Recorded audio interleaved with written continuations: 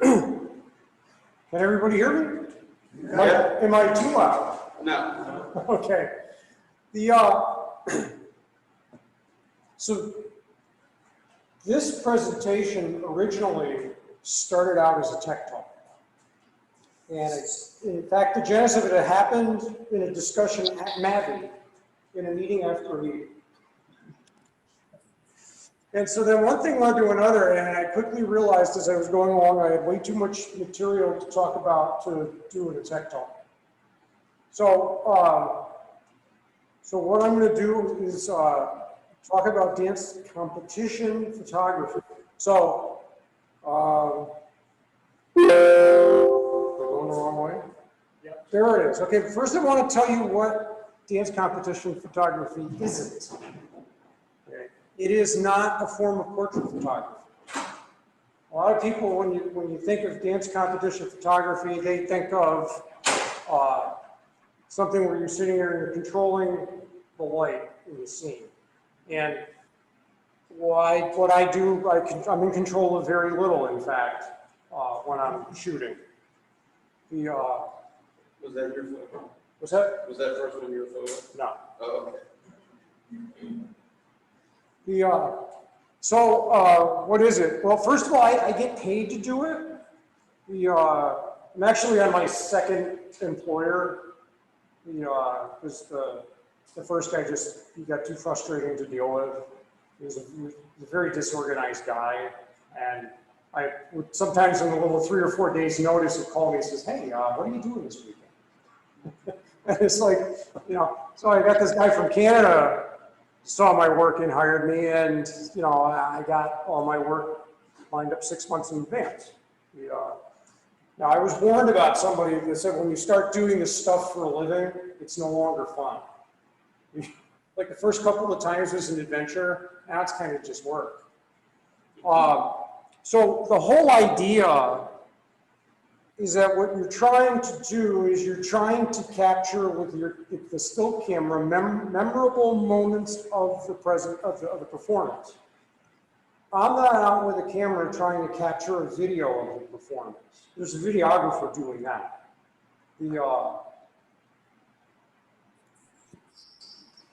So there's no post-production. I don't sort through pictures or do any of that stuff. In fact, none of the process lends itself to post-production. It's JPEGs, and it's not a lot of JPEGs. The whole idea is you're trying to focus on the quality of the picture as opposed to the quantity of pictures. When I say you're uploading to the client website, they have this theory that is, the faster they get pictures, the faster people can see them and decide whether to buy them. You said 30 pictures per entry. That's 30 pictures per dancer? Correct. Well, I mean, we'll get into a little bit more of that as we go. I just saw the number up there. So. Okay. Well, so the first question, why not raw? Anybody have an idea why that would be? And storage and speed. Storage and speed. The systems aren't set up to handle raw images.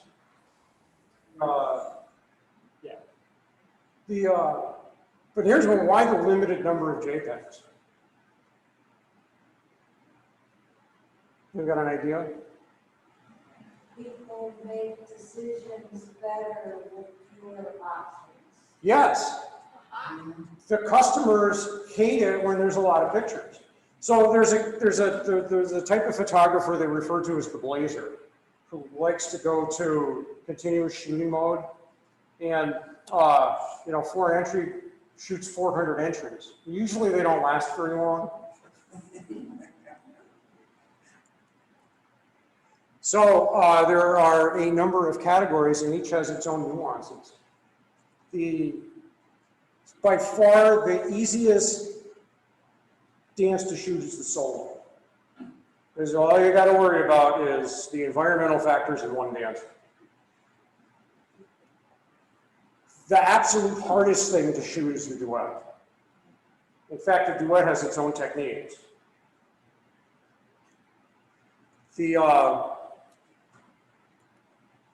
Well, actually, I'm going to talk a lot more about duets. Trios and duets, interestingly enough, compete against each other. And then you've got the small group. Now, up to the small group, the solo, duet, trio, small groups, those are 3 minutes long. So we took the 30 pictures. So every 6 seconds, roughly, you're going to snap a picture. So then you got the large group. It starts to get more complicated, and I'm going to talk a lot about large groups. And then you got larger groups. And then you got even larger groups. The Grand Line, the largest one I photographed was 100 people. Wow. And it gets absurd at the end, because usually at the end they all assemble on stage, and you can't really make anybody out. So, what are the interesting things that I deal with? And by far, the hardest thing to deal with is lighting. It's an interesting thing, and the dance competitions, they're run by companies that they're come, we're gonna have this competition, and all they're looking at doing is putting a show on and getting out of there and moving to the next location. They really don't care about photography. And so here, in terms of lighting, what do you notice on this picture? It's an ugly background. Well, besides the background being ugly. If you look at the dancer on the right might be properly exposed. Same lighting, the dancer in the center is absolutely blown out. And the dancer on the left is a little bit less blown out. Now, if the dancer on the left moved, the dancer behind her would probably be underexposed. Wow. So then, in the world of lighting, things happen, like in this particular case, the stage was front lit with banks of LED lights, and a third of the LED lights failed. And so it was going to take an hour and a half for a technician to get there to fix it. So it was like, well, the show must go on. And so that was the challenge of the day. The sides and corners of the stage are notoriously underlit. Or you would say they're not lit at all. And couple that with the tendency to wear black, and sometimes some great stuff is happening and you just can't get a good picture of it. The backdrops tend to be very dark. And so there's this thing what dancers have about wearing black. So you get a dark backdrop, you get the black clothing, you increase your ISO to try and get an appealing picture, and you start blowing out skin features.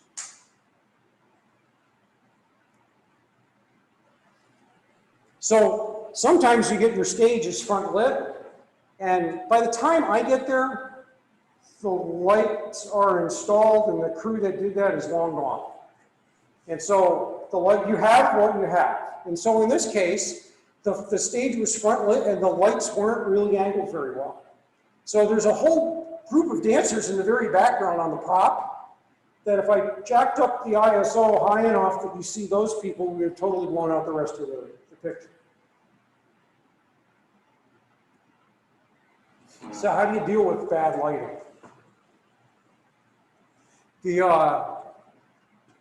What I do is I have a cell phone app, a cell phone light meter app. And what you actually have to physically walk the stage with the meter. And typically what you do is you take the meter kind of at chest height and you put it down by the floor and you hold it over your head. And you kind of see where you are when you do those in each location. Because you want to get an idea what is going to be brightly lit, what is not going to be brightly lit. So you'll see your hot and cold spots. And so then you got some choices to make. It's like, can I change ISO fast enough to catch the shot? Or do I admit defeat and not take pictures in certain parts of the stage?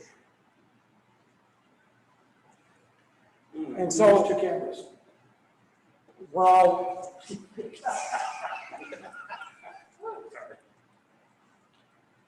I'm backing way up. What this slide is, it's called the sync slide, or a sync picture.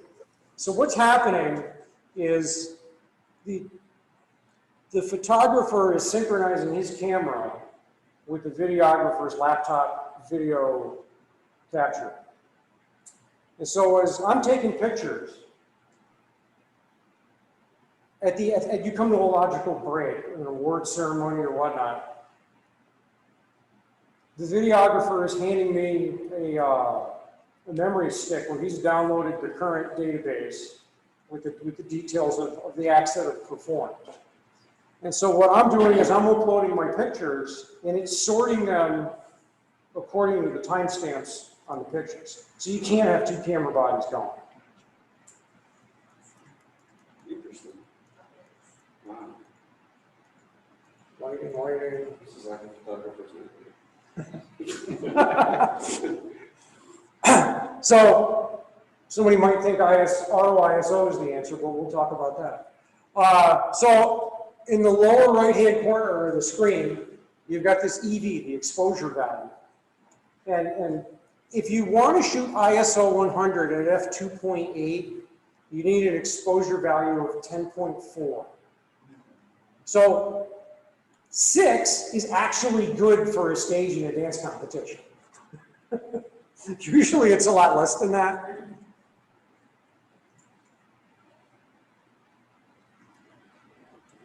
So what I found the fastest way of changing ISO is using the top buttons. On my Canon camera, I have a 60 Mark II is what I shoot with. And there's the ISO button on the top lets me hit the button. Through the viewfinder, I'm seeing the ISO numbers. You turn the wheel to the left, it decreases your ISO. You turn the wheel to the right, it increases your ISO. That's about the fastest way I have of changing ISO. Remember when I said the lights went out?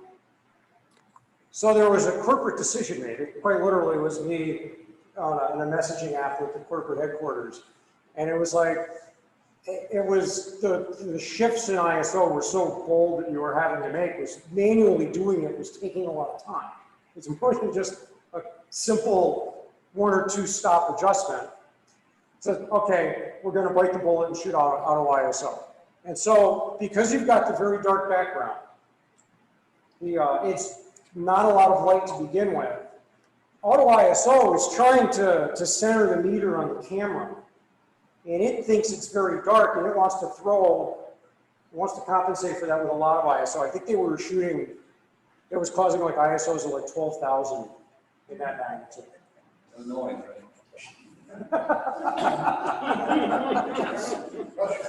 Can you adjust your camera to underexpose with that auto ISO?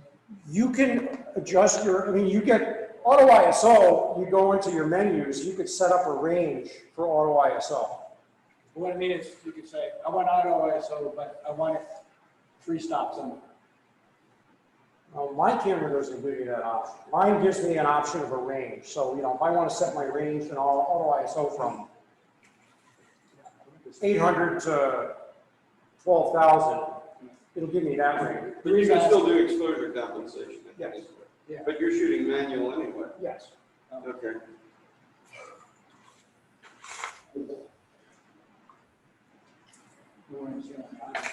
So remember when I said you want to take the meter, you want to hold it low, you want to hold it chest high, you want to hold it high. Here's an example of why. It's dark all over the place, but the dancer jumping shows jumping into a bright spot. And it actually kind of creates sort of an art picture. Yeah, like So, in the world of white balance, again, it's a thing that's never easy. A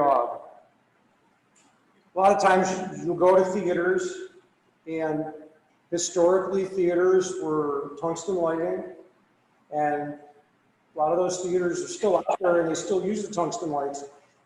As lights burn out, they're replacing them with LEDs. So the theaters themselves have LEDs. There's a random LED in the truss. Oh dear. Yeah. then so the LED lights, that 52 to 5500, most of the dance competitions bring their own lights with them, and they're all LEDs. So we're in Georgia, and just outside of Atlanta, and it's, the theater had tungsten lights that probably only used like half of them. But then they brought in their own stands for the corners of the stage with LEDs. And then we had the one LED in the roof, the ceiling truss that was an LED with all the rest of them were tungsten. So there were 4 separate white balances on the stage. So what you see in the background, the white balance card, 18% gray card, what I will do is usually I got my coffee mug and I set that up, I set the white balance card against it. I ask the board operator to turn up the lights to what the dancers are going to dance under. And I will snap a picture of that. And from that, I use the camera's custom white balance setting. And it goes through and it looks for the picture that looks like a gray card. And it says, use this picture. You say yes, and now you're actually shooting good white balanced images as long as that lighting stays constant. A problem you have is you set that white balance up and then stuff happens, like we're downtown Atlanta and this venue had these side doors to an atrium. And you know, Friday and Saturday were fine, but for some reason on Sunday afternoon, the people decided they had to open those doors to the atrium. So I had everything was working in terms of light balance, and suddenly here comes the sunlight shining in. What shutter speeds are you trying to hit? We shoot at 1/400th of a second. So the other problem, other than lighting, is camera position. I don't have they say, oh yeah, but the photographer gets the absolute decision of where to park to shoot pictures. That's not true at all. I shoot where I will offend the least people. Worse with COVID. So here I'm in the back of the venue. At 200 millimeters, I think there's 6-year-olds that are dancing. They're tiny. It's just not a good picture when they fill up so little of the frame. So sometimes you have to park right behind the judges. And I don't know, you know, what are the odds the judge's head is going to get in the way? Another fact, the tallest judge always sits in the center.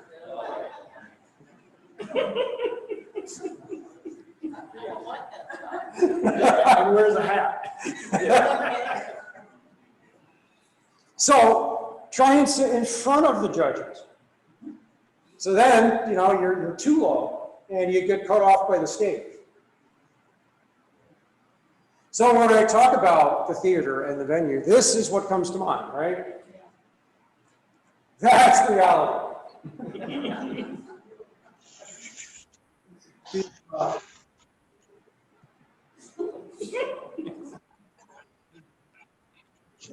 In fact, this was the Miami Airport Convention Center. There was a gun show going on in the room next door. Some guy that was anybody he could talk to wanted to come in and sell beef jerky. So you see in the back there's a visor. The visor is surrounded by some bunting. That's where the videographer is. In the foreground, there's a chair with a coat over the back of it. That's where the photographer parks. And who has a lot of say over where the photographer sits is the videographer.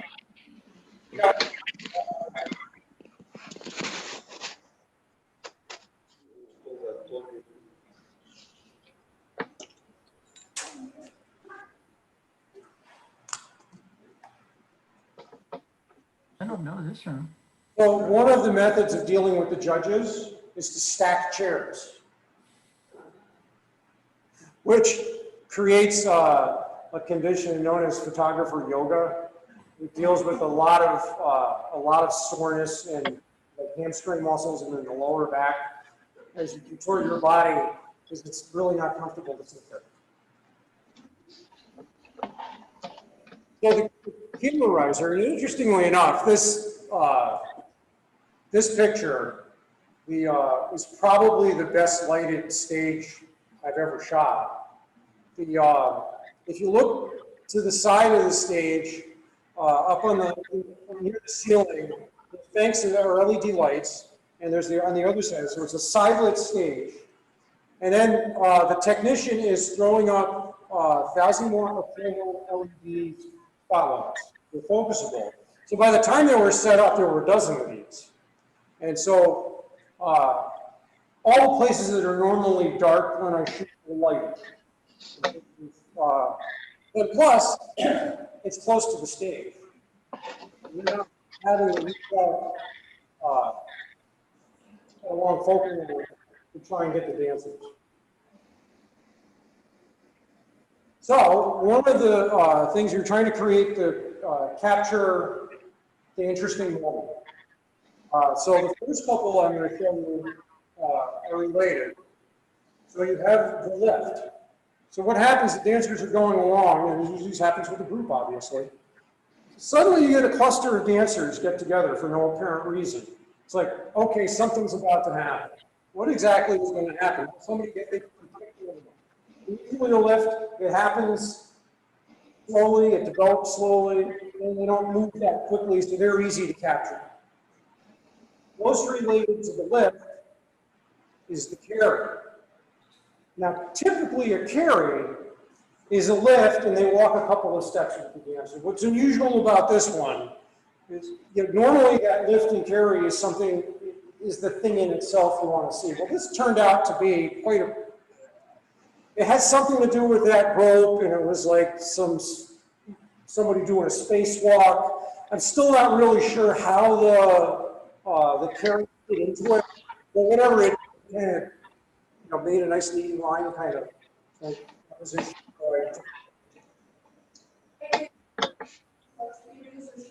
It's 1/400 of a second. And closely related to the carry is the throw.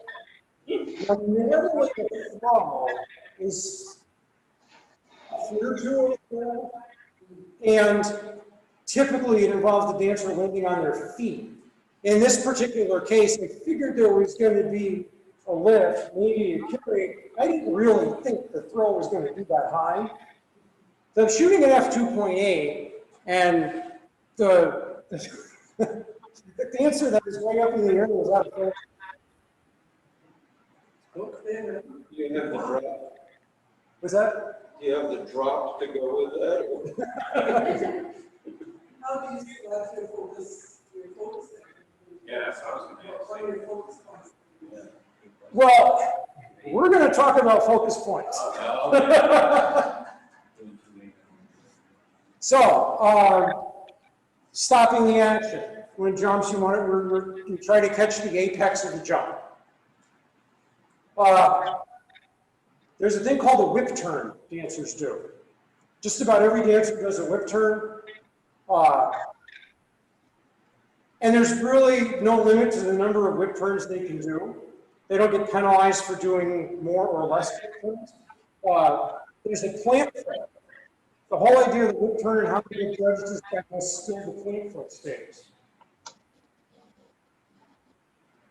Sometimes they jump coming out of the whip turn, see, if somebody's going to do 30 whip turns, you don't need to take 30 pictures. One will suffice. But if you miss them coming out of the turn, that was like probably the most exciting part of that whole sequence. Okay. Something I really hate to do is hip hop. Because hip hop is a lot of short, jerky movements, apparently unrelated to each other. What you have here, most, but not all of the dancers have a slight dip to their foot.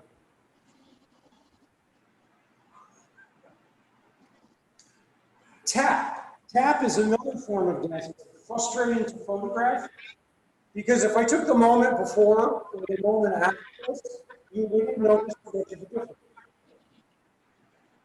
Most, but not all of the dancers have their right foot off the ground in this picture.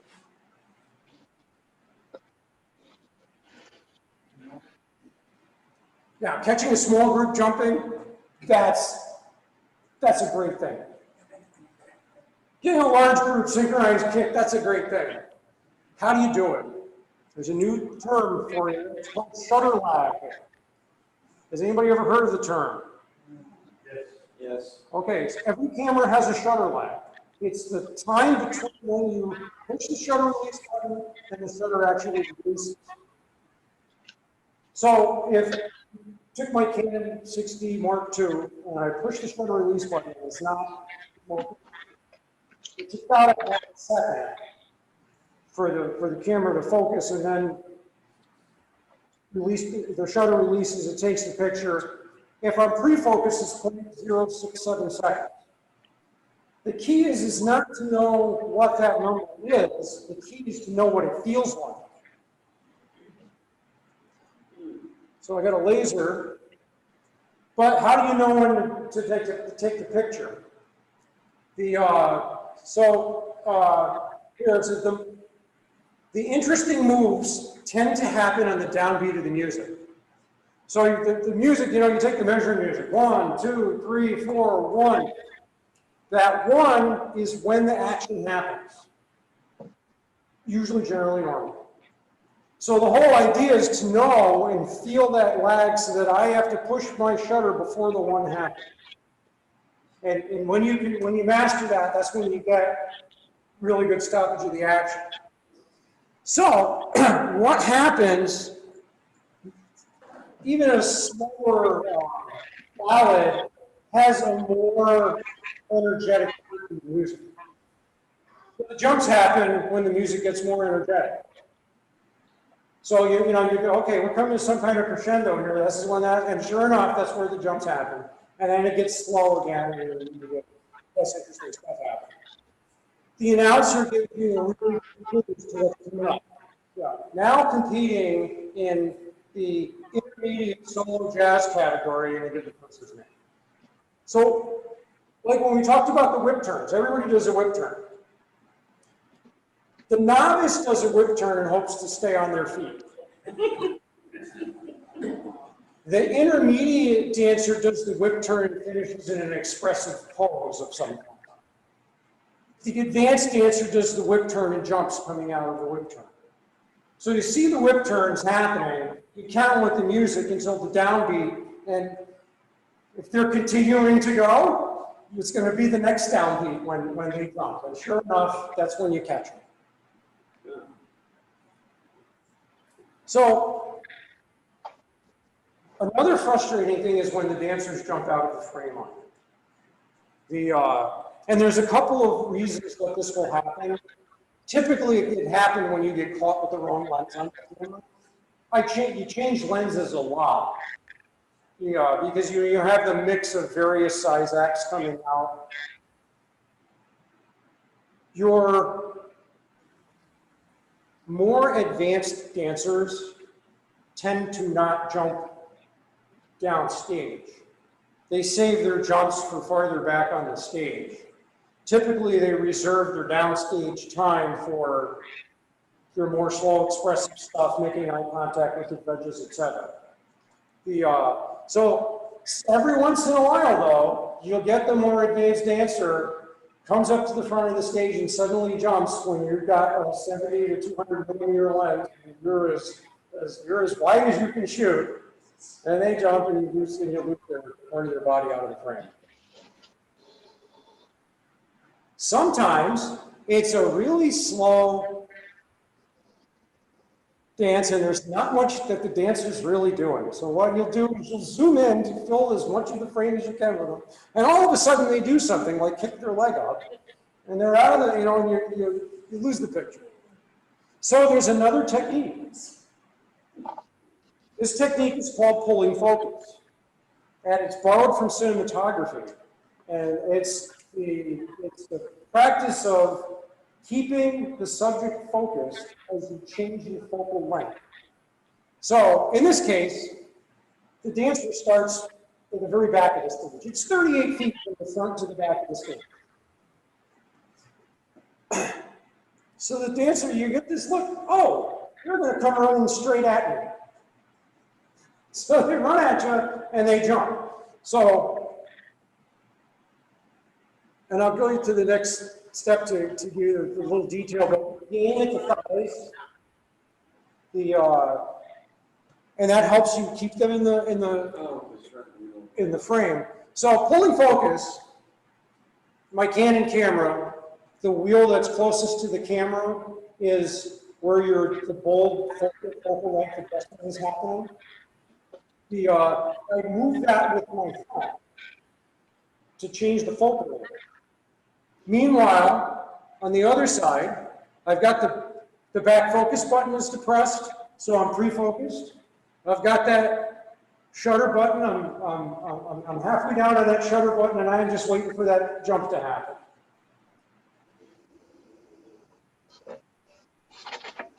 Well, this next section, I'm going to talk about, and it could be the subtitle, it could be why I hate large groups.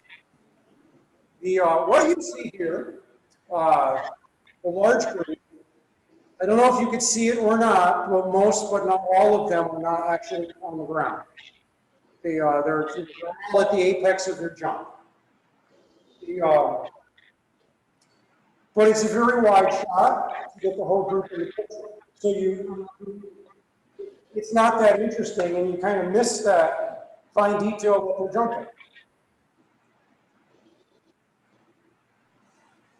So the line, you've got up to 3 dancers on your line. And what'll happen, you'll get the dancers will congregate on the stage.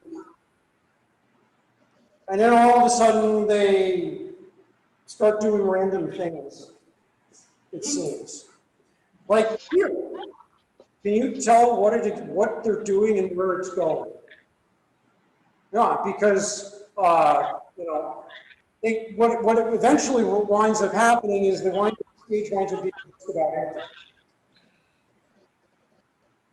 At the end of the line, they gather together and you think it's all done. Well, maybe it isn't like that, maybe it's just a long sticking up the happen. So it's tough to see necessarily what's going to happen with the line. But what lines and large groups are all very close to related because typically the line breaks up into a number of large groups. So you may have the 30 dancers who comprise the line, but then they break up into a bunch of groups of 10. And it isn't like, you may have a core of 3 dancers in the center of the stage, and then you've got 2 other groups of 4 on the other corner of the stage. So you've got 10 dancers who are out there doing 3 different things. Like in this picture here, and you've got some dancing stuff going on further up the stage, but downstage you got a duet who's doing something.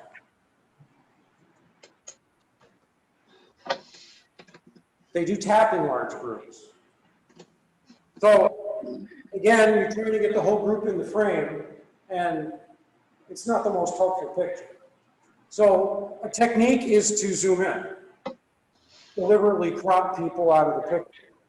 So you got a very good picture of one person in the group. So whoever it is that, whoever that kid, their parents would buy that picture. A frustrating thing that happens in large groups is they'll split the stage. And you'll have a group, they'll be doing identical things on different sides of the stage. And so which one do you take to the photograph? You kind of have to make a decision because you're going to zoom in. You don't have time to bounce back and forth between the 2 groups. If you're doing that, but you're breaking people out and zooming in, you can actually see facial expressions. The frustrating thing that will happen is way in the back, that there's a dancer doing an expressive pose, but you got people running around her in circles. And it's kind of distracting. It's like, what do you focus on?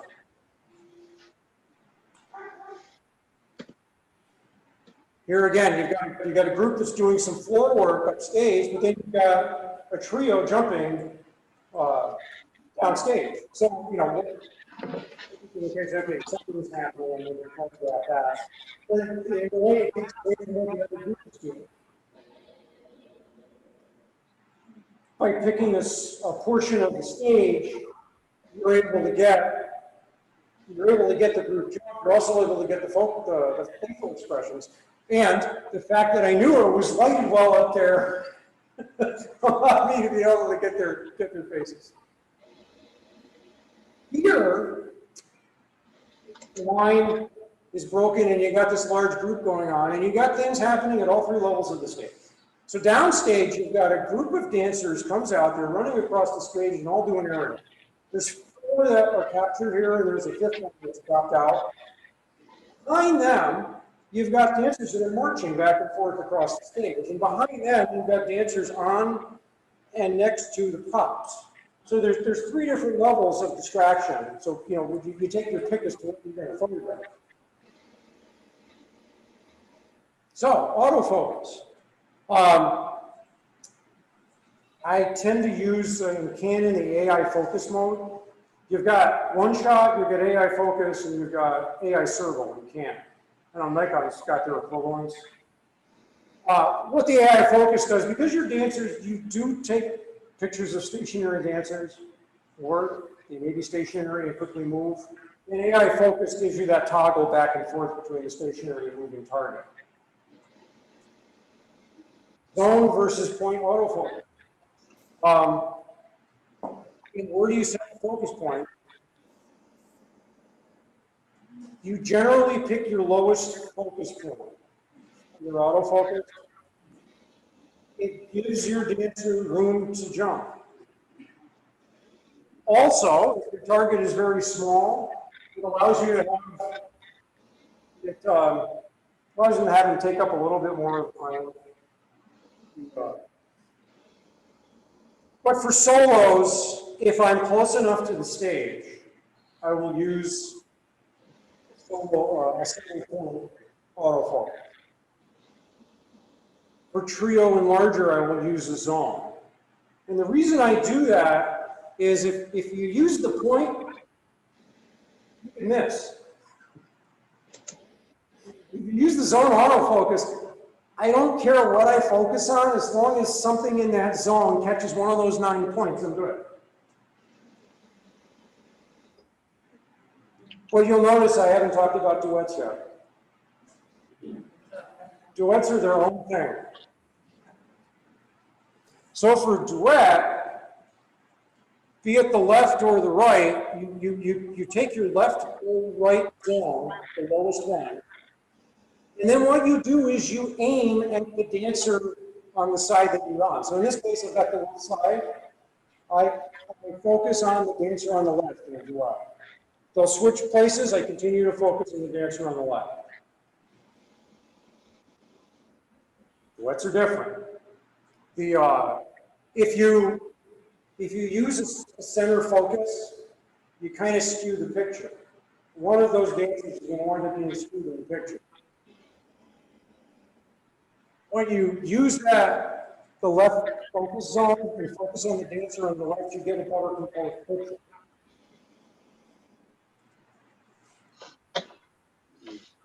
Now, it's really a picture before. When you use the left focus and the dancers are really close together, you're focusing on them on the left focus point, and so they're in the third of the picture. So you do have a compositional element, and so it's still a satisfying picture because they're in the third, you know, even though they haven't taken up the frame. So when you get the dancers are nice and close together, they're really easy to focus. They're really easy to shoot. Problem with duets is that they tend to run to their sides of the stage. And the rule of thumb is the smaller the dancers, the farther apart they spread. So what you do when that happens is you zoom in on one of the dancers, take a picture, and then go back to the other side of the stage, take a picture of the other. those heads, the judges. Yes.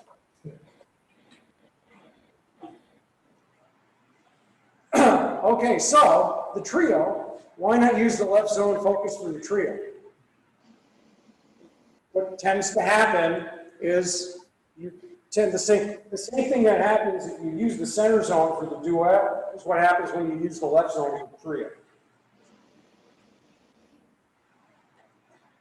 So, camera settings. Now, did I answer the question about where do you focus points? Where do you focus?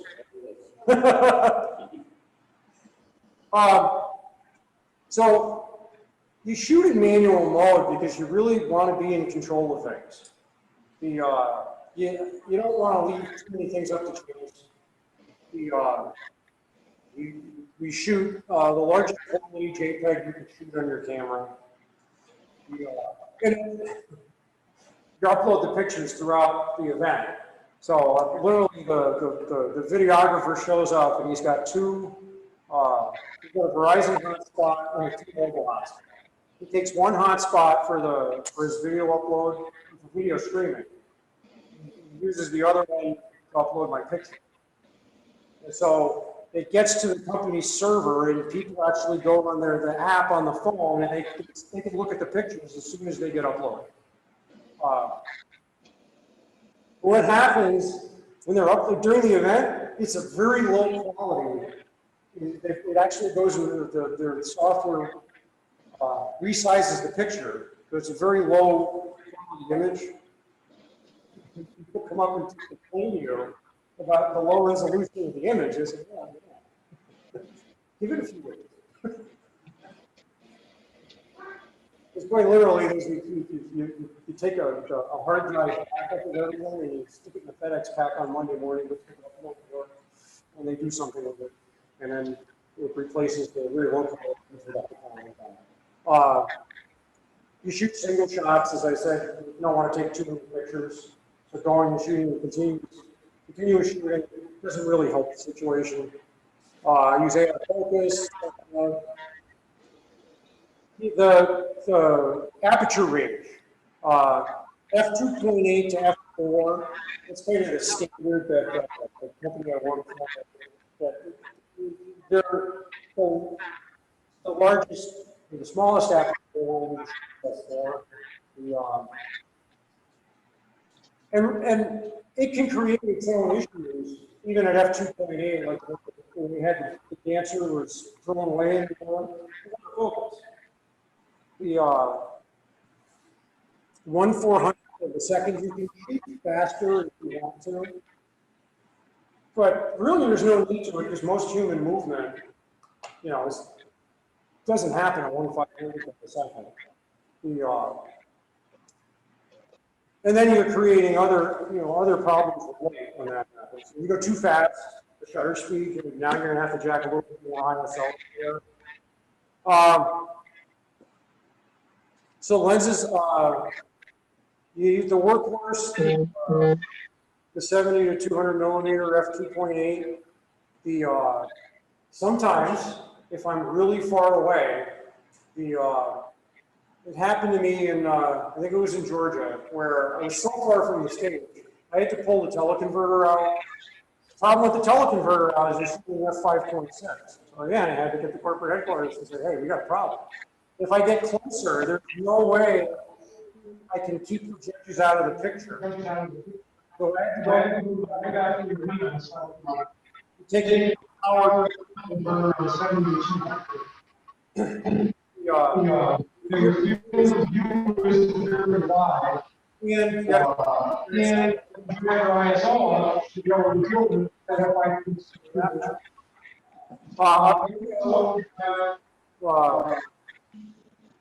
the 70, 24 to 70 f2.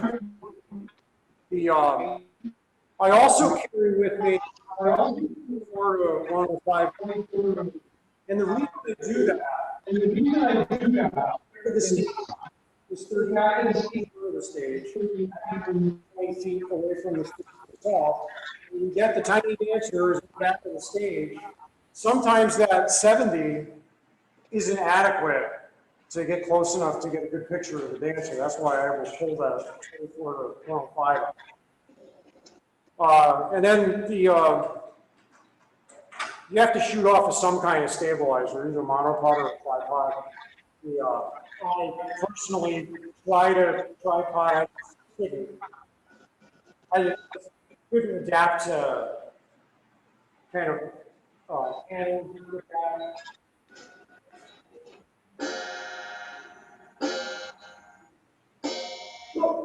You can move if you need to move.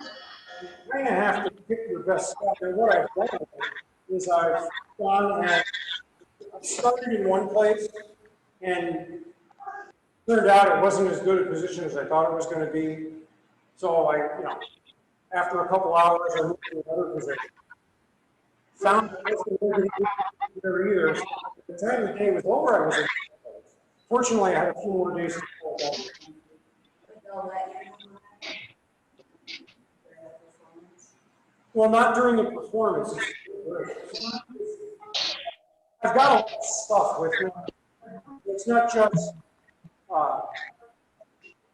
just the camera. Because in my case, I use an AC adapter. Because I could be out there for 15 hours. And what I always get frustrated with is like, okay, do I have enough charge left in my battery? I got 2 rechargers going. So I got 10 rechargers. And I just, I don't want to find myself having to change batteries at the wrong time. I also go with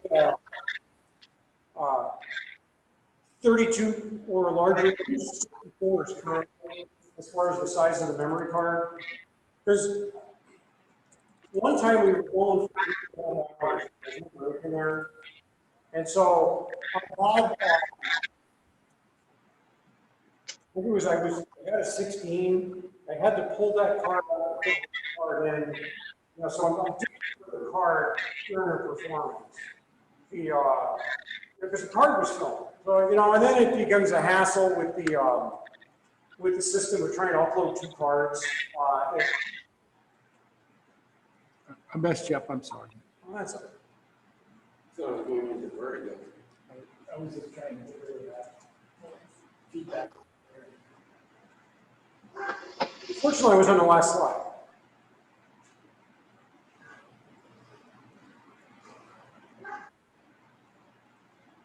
There it is. I also bring a power strip with me because one of the realities of these events is nobody cares about the photo and video crew. So I usually bring my own coffee maker. So I've got a power strip. I've got my laptop plugged in here. I got my power cord for the video, for the AC adapter for the camera. Laptop. So there's at least 3 things. I got the cell phone charger in there. There are at least 4. So moving is really inconvenient. So does anybody have any questions? I still don't really understand white balance. Because you talk LEDs, tungsten, what's your custom white balance? So you get your the white balance card. It's an 8.5 by 11 card. I don't know what it's made out of, but it's some kind of plastic. It's 18% gray on one side of it. So I will, on the stage, I'll go to the center stage with it, and we'll set that white balance card on the ground, dropped up on my coffee mug. And then I'll have the board operator turns up the lights that we're going to dance under. Because it's a different light that they dance under. A lot of times they'll turn those lights off between acts, trying to be fancy or whatever. And so when you got that light in whatever combination they're giving it to you, whatever is incident on that card is actually what the light is. So that when the camera sees that gray card, when you say custom white balance, it can detect the gray card. And what it's doing is it says, okay, that's what 18% gray looks like. Okay, now I know, and I'm going to apply that to every picture you take.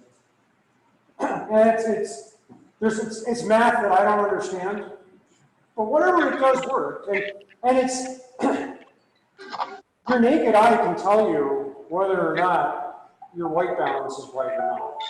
Because when the dress is blue, but your picture is green, you know that there's a problem with your white balance. That was like the day when I sit there taking the picture and say, well, what's going on? And I'm like, oh, something. So I go and I have him close the door. A couple minutes later, the door's open again. And I got to the point where I just gave up. And it's like, okay, these pictures aren't even right. I'm kind of surprised on the single shot, so do you lose some of it? You want one shot and they're dancing? Well, you've got one shot until the next time you push the shutter button. So you keep pushing. Yeah, but That's not a cheap drug. I'm only shooting once every few seconds because the really interesting thing isn't happening continuously. You know, that jump that I'm catching the apex of the jump, some of it is because I've done it for a while, I know when the jump's coming. So you know when the jump is coming. Part of it is timing to the music, the other is body cues and body language. You know that they're getting ready to jump.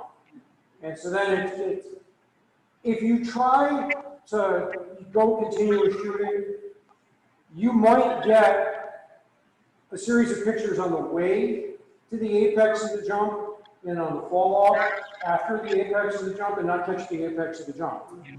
Yep. How far do you travel? Well, how far they've wanted me to travel and how far I've traveled are two different things. I've gone to Biloxi is as far west as I've gone, Atlanta is as far north. They've wanted me to go, to Baton Rouge. And it was like, for several months, it was on the calendar for Baton Rouge. And then the Monday before I was supposed to go to Baton Rouge, I said, yeah, we're gonna keep you in Jacksonville. Okay. But it's like I told them, I said, I don't feel like flying, I'll drive.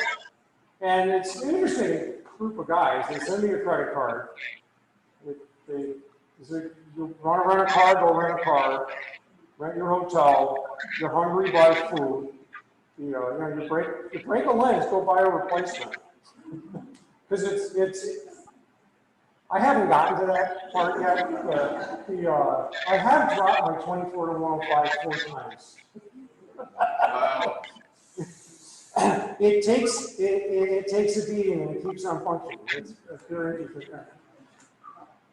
So did you say you use the waterfall most of the time? Yes. Now, I tend to lean. So one of the techniques I do is you have an option in the menus of having a grid on your screen. So when you look through the viewfinder, it displays a grid. And I use that grid to try and keep myself level with the stage. Otherwise, I tend to have pictures that are a bit skewed. Nobody's complained to me in the 3 years that I've been doing it. I would imagine if it was costing them sales, they would have complained. But the monopod, the thing is you can't get the camera up for the amount of hours that you're out shooting without having some negative consequences. You just talked me out of ever wanting to do this particular. I'm usually pretty open, but. Amazing. Anybody have any other questions? Why don't I open it up to the folks on the phone so we can do that? Hang on a second, folks. I'll open you up.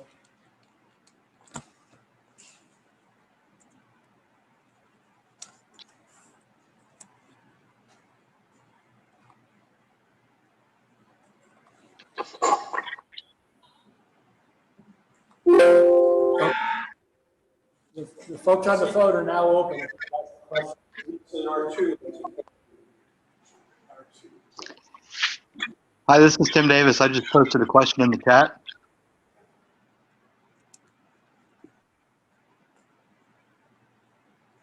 Can you hear me?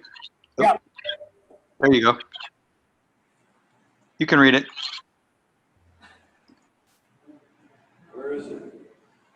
It's business question, and you don't have to answer. It's made by the doctor, you can inspect, to sell the photo. I get paid.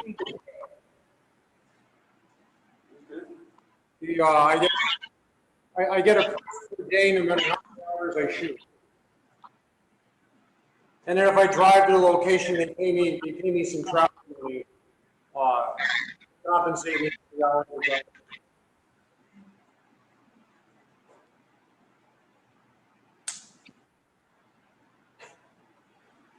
It's okay, thanks. Are there any other questions?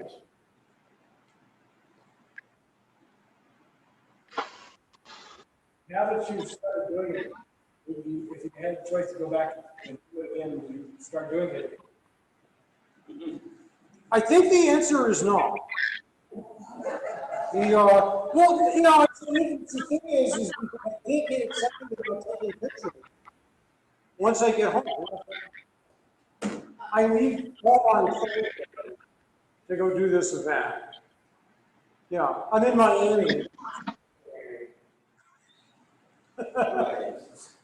I see my viewfinder. It's in the way. It's sometimes it's dark when I'm on the way. It's dark when I'm going back to our. That's just the downside. But it helped me plan my forward. It's like there's a trade-off. I'll do it all, but That's what all jobs. Yeah. You trade off. Anyone else?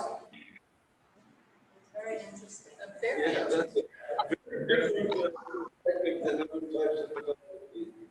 Sure. all right. Stage shows were, very evenly lit and a lot of attention to detail like that. Apparently, We were in Kissimmee, and we were in this county auditorium, and it had the tungsten lights. In fact, they had these stands that had 2,000 watt tungsten lights on them off of the floor. They're about this high. And so they had 2 lights on them. They had 4 of these. And like, they have 3 rows of curtains. So between the first and second curtain and between the second and third curtain, these tungsten lights were shooting out across the stage. Well, between that third curtain and the back of the stage, there was no tungsten light. So these tungsten lights created great lighting zones on kind of middle and down stage, but upstage was dark. And these lights are hot. oh, yeah. But the rooms tend to be cold. So, I usually have some kind of hoodie with me. So what I would do is during breaks, I would go hang out by the tungsten lights. Thank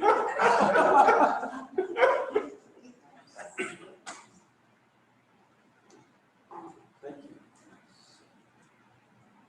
Anybody else? All right, thank you very much.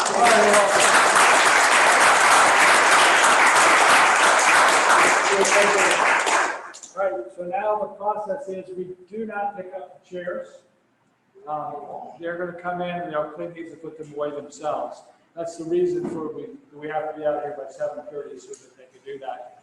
So at this point, I guess we're all going to head, those of us who want to head over there should head to Bobby's and we'll have something to eat. Thanks, everybody, and we'll see you next month. At